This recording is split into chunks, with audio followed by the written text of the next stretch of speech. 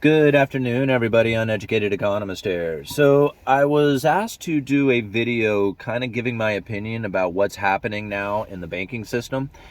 And, a lot of times when a big event happens like this, I like to pull back a little bit just to kind of get a better view of what's happening, take in a little bit more information.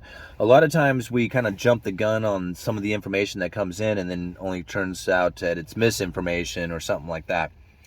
So I had done a video on Sunday talking about how I believe the Federal Reserve was going to be setting something up like they had done back during the pandemic, like using a special purpose vehicle to bail out the corporations, or what essentially ended up bailing out the corporations. And in that video, I had suggested that the Federal Reserve was going to be doing that on Monday. Now, Monday comes around, and the Federal Reserve did set up a new tool that they didn't have before, and it was this bank term funding program. Now, I did kind of put it into the idea that this was like a special purpose vehicle. Um, I mean, it's not a special purpose vehicle. It is part of the Federal Reserve's toolbox. It's not a permanent tool that they are going to use. It's only for the next year. And what that is going to do is it's going to give the banks the ability to have a short-term funding. Instead of like selling off their assets, they will be able to borrow against them. So if they have assets on their balance sheets like treasuries, mortgage-backed securities, some other like type of instruments of debt that can be used as collateral for a loan coming from the Federal Reserve. And this is supposed to like give the banks like quick access to liquidity so they don't have to sell those other assets into the market.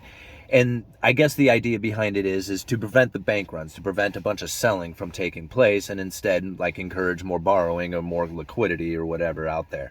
That's more of the idea behind this bank term funding program.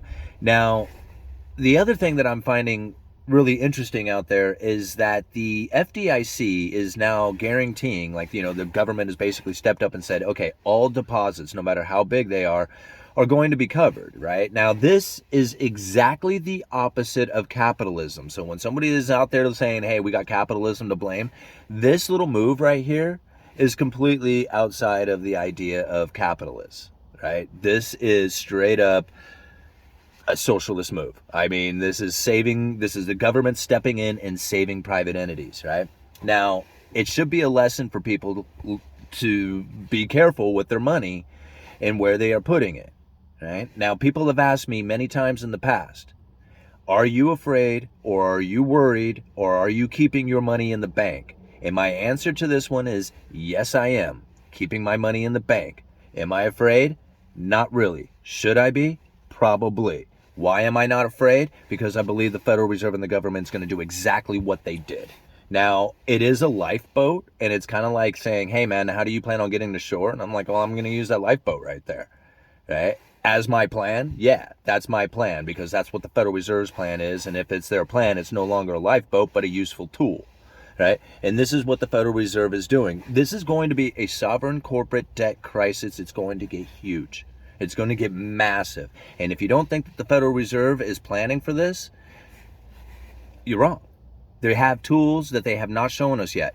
The bank term funding program is just a small one. It's like a little mini QE that they're using for liquidity injections to keep the bank runs from happening, or keeping the banks from selling off a bunch of assets and causing more panic to be taking place. Because you have to think like these, it's just like anybody else, assets and liabilities, right? So if you have assets, those are the loans. These are the banks that I'm talking about. If you have assets and you're a bank, those are the loans that you have given out there, right? Because those things are going to be paying you back. Your liabilities is all the cash that is out there, right? So now if you have this balance sheet of assets and liabilities, and you have more assets than you do liabilities, you're more profitable. So if you can get people to deposit money with you, it'll bring in more liabilities, making your assets more profitable. But if it goes the other way, and you have more liabilities out there than assets, or people are taking the liabilities out, like they're taking their deposits out, that means you have more liabilities out there than assets, and you start to go bankrupt. That's the problem that most people have. That's a very simplified explanation, But that's really essentially what happened with these banks, and it starts bleeding over into other banks and other entities and businesses and everything else that goes out there.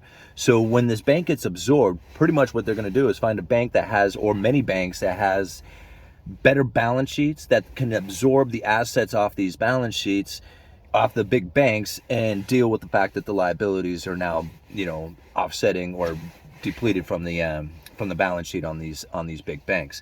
And this is really where the problem, anyway, I think you guys I think I confused myself there when I just said that. But anyway, I think you guys kind of get the idea behind that.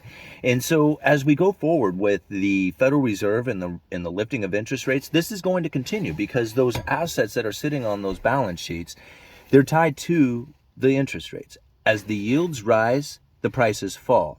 So just imagine if you were holding a treasury, just a single treasury, and now these banks, they hold all kinds of debt. And these debt instruments, they have yields attached to them. And if those yields rise, the prices fall. Now think about if you just had one single treasury and you were holding this treasury.